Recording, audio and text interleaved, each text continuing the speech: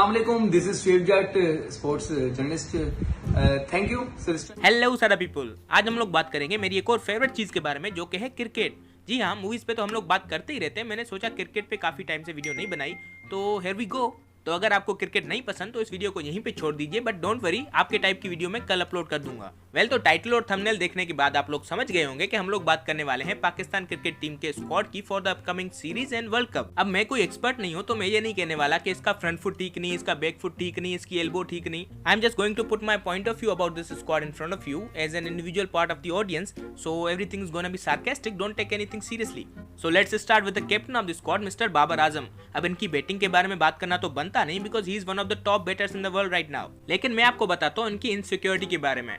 तो हुआ ये कि एक रिपोर्टर ने इनसे पूछा कि भाई वर्ल्ड कप में ओपनर्स कौन आने वाले हैं, मतलब जैसा चल रहा है वैसा चलने दोगे या चेंज करने का कोई इरादा है, वन डाउन पे आओगे आप?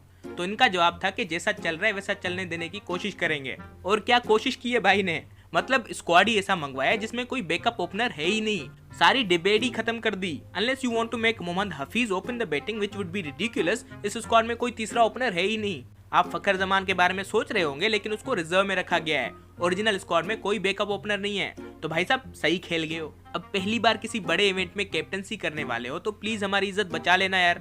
Good luck. और इस स्क्वाड में मोहम्मद रिजवान भी हैं, जिनसे मैं माफी मांगते हुए ये कहना चाहता हूँ कि मैं तो तेरे को हरामी समझता था, तो राम निकला रे, देव मानुस निकला। नहीं seriously, like everyone else I used to hate him too, but now I am a fan.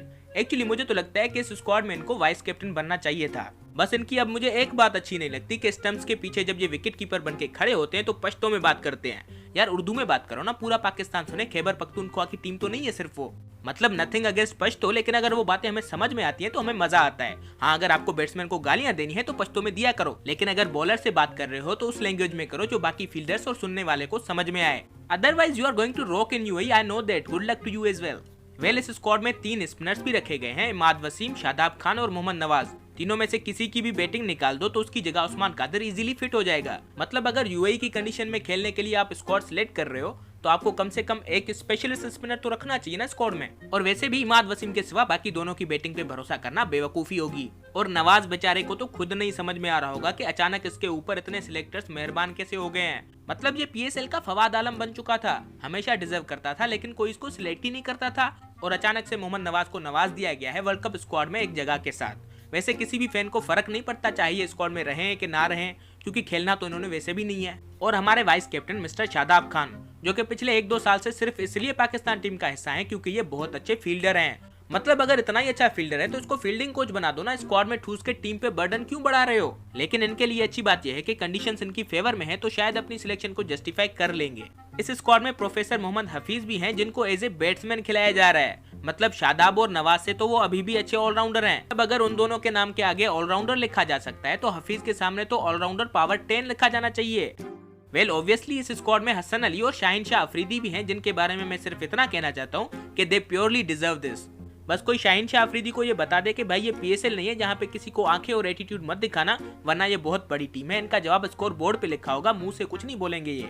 और इस स्क्वाड में हमारे देसी कायरन पोलार्ड मिस्टर शोएब मकसूद भी हैं। भाई से कुछ भी करवा लो लेकिन बॉल को पुल मत करवाओ। लेकिन ये भाई साहब मानते नहीं है। भले ही पिछली बॉल पे छक्का लगा हो, लेकिन फिर भी ये जबरदस्ती बॉल को पुल करने जाते हैं अगली बॉल पे और आउट होके ऐसे जा रहे होते हैं जैसे सामने वालों ने चीटिंग की हो। But personally I am very happy with his selection in the squad, क्योंकि वन डाउन पे खेलने के लिए ये अभी भी बेस्ट चॉइस है हमारे पास। और हमारे इस स्क्वाड में दुनिया के सबसे बेहतरीन hard hitting batsman mister Asif Ali और खुशदिल शाह भी हैं, जिनको खुद नहीं समझ में आ रहा होगा कि भाई हमने ऐसा क्या कारनामा किया है कि हमको कंटिन्यूअसली स्क्वाड में रखा जा रहा है। मतलब सिलेक्शन होने के बाद भी इनका रिएक्शन कुछ ऐसा होगा। सिलेक्शन हो गई आपकी? सिलेक्शन मुझे नहीं समझ आ रहा कि मेरी सिलेक्शन हो गई होगी। और इनके बारे में सिलेक्टर्स का मानना है कि 100 सोनार की तो 1 लोहार की, और इनकी जो ये 1 लोहार की है ये कब मारेंगे इसके चक्कर में इनको बार बार खिलाते जा रहे हैं, और ये हर बार फैंस की इमोशंस की मारे जा रहे हैं। मतलब इन दोनों की जगह पे अगर शोएब मलिक और इफ्तिकार अहमद को रखा जाता तो ये अवेलेबल प्लेयर्स में से सबसे बेस्ट स्क्वाड हो सकता था। लेकिन नहीं, इनको ऐसे प्लेयर्स चाहिए जो बॉलिंग करते नहीं हो, कैचेस वो ड्रॉप करते हो और एक छक्का मारने के बाद 7 डॉट बॉल्स खेलें और आउट हो जाएं। और शायद मिसबाह उल हक साहब ने नौकरी छोड़ने से पहले ये शर्त रखी होगी कि आसिफ अली को आप नहीं छोड़ोगे। वैसे इस बात से याद आया कि मिसबाह उल हक साहब और वकार यूनुस साहब अगर कह रहे हैं कि उन्होंने खुद नौकरी छोड़ी है तो आपको यकीन नहीं करना, ये सारा कारनामा मिस्टर रमीज राजा का है। जिनसे मैं कहना चाहता हूँ कि भाई साहब अपने सारे YouTube वीडियोस डिलीट कर दो, वरना जितना क्रिटिसिज्म आपने दूसरों पे किया है ना, सिस्टम सुधार तो आप भी नहीं सकते। उल्टा वो सारी बातें घूम फिर के आपके गले पड़ने वाली हैं, क्योंकि इन दोनों का रोजगार आपने छीना है तो कुछ तो करेंगे ना ये लोग। या फिर ऐसा करें कि अपना YouTube चैनल जो है वो इन दोनों को रेंट पे दे दें, इनका रोजगार बना रहेगा तो आपको सपोर्ट करते रहेंगे। वैसे एक इंसान है जो इन दोनों के रिजाइन करने से बड़ा खुश हो रहा होगा, मोहम्मद आमिर की बात कर रहा हूँ, जो कि 1-2 दिन में अपनी रिटायरमेंट वापस लेने वाले हैं और चांसेस हैं कि वर्ल्ड कप शुरू होने से पहले वो भी स्क्वाड का हिस्सा बन जाएंगे, क्योंकि 10 अक्टूबर से पहले इस स्क्वाड में चेंजेस होनी ही होनी है। खैर, इस स्क्वाड में आजम खान भी हैं, जिन पे फजूल का क्रिटिसिज्म मचाया हुआ है लोगों ने। मतलब इनकी जगह पे अगर सरफराज को सिलेक्ट कर भी लेते तो क्या फर्क पड़ना था। सरफराज अहमद ऐसा टीम को क्या दे सकते थे जो आजम खान नहीं दे सकता। उल्टा आजम खान अच्छे रेट पे स्ट्राइक कर सकता है जो सरफराज अहमद नहीं कर सकते। वैसे लोग कह रहे हैं कि आजम खान ओवरवेट है, इसलिए उसको स्क्वाड में नहीं होना चाहिए, और ये वही लोग हैं जो कह रहे हैं कि शर्जील खान स्क्वाड में क्यों नहीं है। और इस स्क्वाड में 3 और फास्ट बॉलर्स रखे गए हैं, मोहम्मद वसीम, हारिस रऊफ और मोहम्मद हसनैन। मोहम्मद वसीम में टैलेंट और पोटेंशियल दोनों हैं, तो उनका स्क्वाड में होना बनता था। मोहम्मद हसनैन भी इंप्रूव कर रहे हैं, तो उनका स्क्वाड में होना भी ठीक ठाक है। लेकिन हारिस रऊफ सिर्फ इसलिए खेले जा रहे हैं क्योंकि सालों पहले इन्होंने बिग बैश में अच्छी परफॉर्मेंस दी थी। But never mind, world cup से पहले यही स्क्वाड न्यूजीलैंड और इंग्लैंड के साथ सीरीज खेलेगा, तो अगर हारिस रऊफ को खिलाया जाता है तो स्क्वाड से निकलने का रास्ता वो खुद ही बना लेंगे। खैर, इस स्क्वाड के रिजर्व प्लेस में रखा गया है फखर जमान, उस्मान कादर और शाहनवाज दहानी को, और मुझे लगता है कि 10 अक्टूबर से पहले इनमें से 2 लोग मेन स्क्वाड में आ जाएंगे।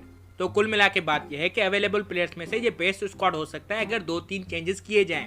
तो फजूल की नेगेटिविटी फैलाना बंद कीजिए और टीम को सपोर्ट करने की कोशिश कीजिए। अब मुल्क में टैलेंट कम है तो इसमें सिलेक्टर्स क्या कर सकते हैं। और ये भी तो हो सकता है ना कि अगर हम इस स्क्वाड में कॉन्फिडेंस दिखाए तो आसिफ अली वर्ल्ड कप के सारे मेडल्स जीत के रिटायर कर दे और बैटिंग कोच बन जाए। So just support the team and be positive. Thank you so much for watching. Please like the video, comment on it, share it, and हमारे चैनल को subscribe कीजिएगा। मैं कोई बोतल से निकला हुआ भूत हूँ कि एक के बाद एक काम देते जा रहे हो।